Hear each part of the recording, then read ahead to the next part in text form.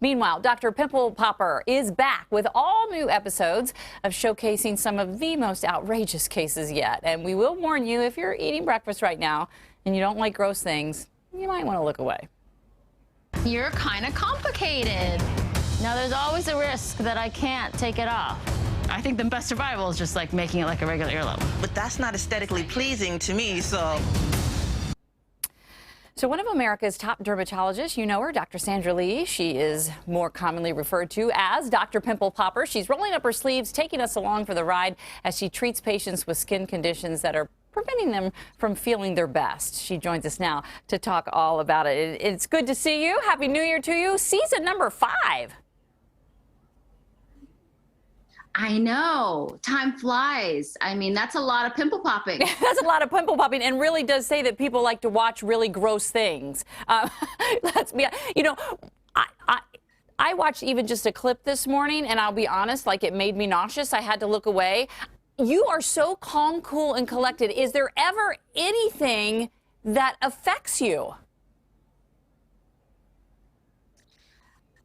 I mean, honestly, I wear gloves and I have a splash mask. And if that is the case, then I'm good. I will tell you, I'm grossed out by just raw chicken or raw meat. I can't touch that with my hands. So I wear gloves when I cook at home. And it's the same kind of thing. I think that as long as I have this sort of protection, I feel okay. And you know, there are worse bodily functions, I guess you could say, or worse things that would gross me out more. And really, it's important for me. I think that I sort of trained myself, maybe, and my staff knows this as well, that, you know, we don't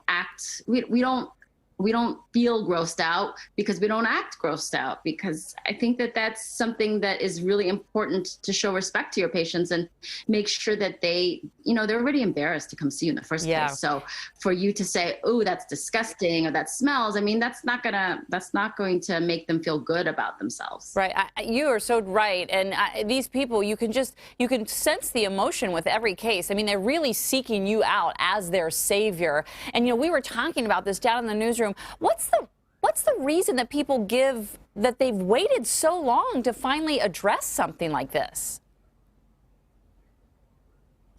Well, there are really multiple issues. I mean, one of them certainly is fear. You know, fear of seeing a doctor. There are a lot of people who, you know, would only, you know, they're saying, oh, well, maybe it'll go away tomorrow. Maybe it'll go away tomorrow. There's also money situations. People they've gone to see doctors and it's been very expensive. They couldn't afford it.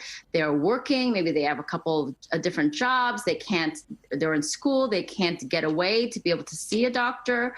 And insurance issues. So I think that there's multiple reasons. So I would never fault somebody, really. Things can get away from people. You know, how many times have you had to actually call in other help because the case is maybe bigger than what you can address? Or how many times have you unfortunately had to say to somebody, you know what, there's not really anything I can do?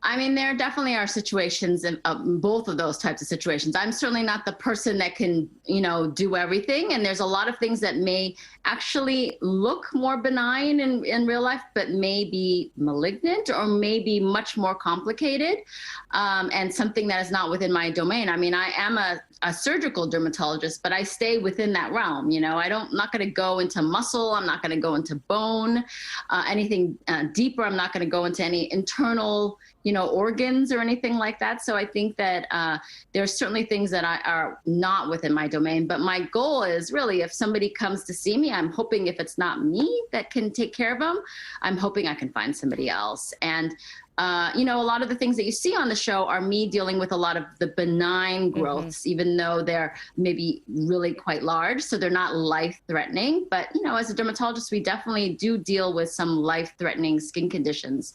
But, you know, we try to, you know, keep that kind of negativity out there. I mean, hopefully we can help people in a positive way. I was going to say, they may not be life-threatening, but what you do for these people is certainly life-changing. Is there one case in particular that has just really stuck with you in terms of what you were able to do to make a difference in someone's life? Oh, I feel like it's almost every episode. I'm so lucky, and doctors do this. All physicians really help to, save people's lives and change their lives in a positive way. But I'm so lucky that I get to see it. I get to see how this affects people in their home after they've had a procedure done. And it's a wonderful, I feel really lucky to have had this opportunity. And it's just a great thing. Well, you see it and sometimes you wear it. Thank goodness for that splash guard. High ooh factor. Thank you. It's always great to check in with you. Good luck with season 5. I know it's already underway. It started on the 21st of December, but you can catch new episodes of Dr. Pimple Popper on TLC Monday nights at 9 p.m.